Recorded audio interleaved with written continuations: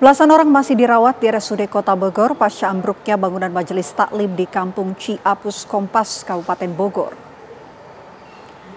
Dari 40-an korban yang mendapat pelayanan medis di rumah sakit, sejumlah pasien telah dipulangkan. Namun, 3 pasien dirujuk ke RSCM Jakarta karena mengalami patah tulang berat dan komplikasi. 1 pasien anak masih dirawat di ruang ICU.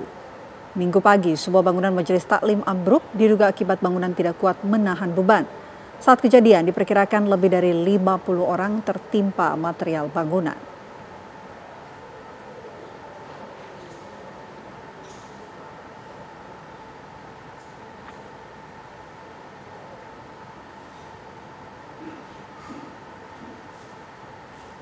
Lantas bagaimana kondisi para pasien yang tengah dirawat di Rumah Sakit Umum Daerah Kota Bogor? Langsung saja kita tanyakan kepada Rehana Mezia yang berada di sana. Silakan Rehana.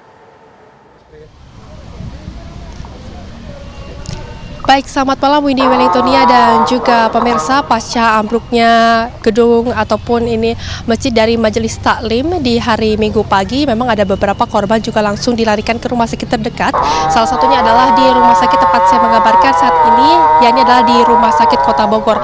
Total dari pasien yang dilarikan ke rumah sakit tempat saya mengabarkan saat ini yakni adalah ada 42 korban, sedangkan pemirsa 28 diantaranya sudah dipulangkan dan juga ada yang mendapatkan perawatan dari rujukan di rumah sakit lain. Dan sehingga pemirsa, informasi yang kami dapatkan sejauh ini ada 14 korban yang masih mendapatkan perawatan intensif di tempat saya mengabarkan, yaitu adalah di RSUD Kota Bogor.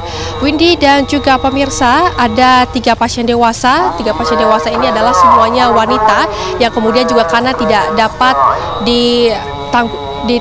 ditangani di rumah sakit di tempat saya mengabarkan sehingga dirujuk ke rumah sakit lainnya, yakni adalah ke rumah sakit tipe A, yaitu adalah di RSCM. Sedangkan pemirsa, salah satunya untuk korban yang diketahui ini meninggal dunia bernama Yuli, informasinya adalah tidak mendapatkan perawatan di tempat saya mengabarkan saat ini, namun mendapatkan perawatan di rumah sakit UMI.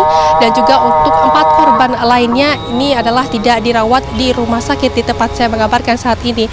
Kemudian juga informasi yang kami dapatkan bukan hanya itu saja Windy dan juga pemirsa, namun ada anak-anak juga yang dirawat di rumah sakit RSUD Kota Bogor ini, di mana anak-anak tersebut adalah yang berusianya berbeda-beda. Salah satunya adalah yang berusia 2,5 tahun yang hingga saat ini juga masih mendapatkan perawatan secara intensif karena cedera yang cukup serius di bagian kepala. Kemudian salah satu korban anak-anak adalah yang berusia 15 tahun, sedangkan korban lainnya yakni rentan usianya adalah sekitar 50 tahun. Dan untuk luka-luka yang diderita oleh korban sendiri ini cukup bervariasi, di mana ada luka seperti patah tulang, kemudian juga cedera di bagian kepala, bahkan ini hingga organ rusuk yang dikhawatirkan ini adanya cedera di bagian organ dalam. Tidak hanya itu, kami juga tadi sempat mendapatkan informasi sehingga total dari tragedi ambruknya Majelis Taklim ini seluruh korbannya berjumlah 150 orang, di mana dari 150 orang tersebut pemirsa yakni mendapatkan perawatan yang tersebar di beberapa lokasi. Ada yang mendapatkan perawatan secara tradisional, kemudian juga ada yang mendapatkan perawatan di rumah sakit UMI, di rumah sakit PMI, bahkan di rumah sakit di tempat saya mengabarkan saat ini, yakni adalah di RSUD Kota Bogor.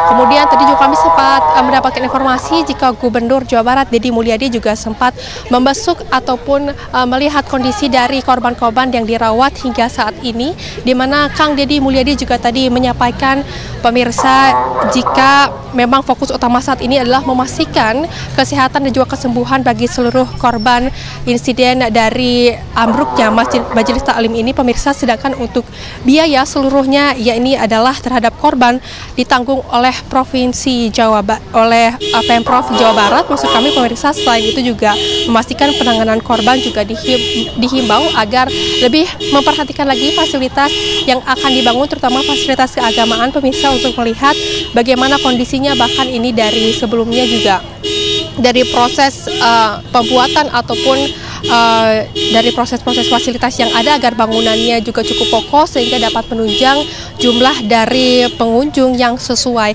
Kemudian tidak hanya Kang Deddy Mulyadi selaku Gubernur Jawa Barat pemirsa, ada juga dari kunjungan Kemenag, di mana Kemenag Nasruddin Umar juga mengungkapkan belasungkawa yang sedalam-dalamnya terhadap para korban. Demikian informasi sementara, saya kembalikan kepada Anda di studio, Windy. Baik, terima kasih Rehana Mezi atas laporan Anda langsung dari RSUD Kota Bogor.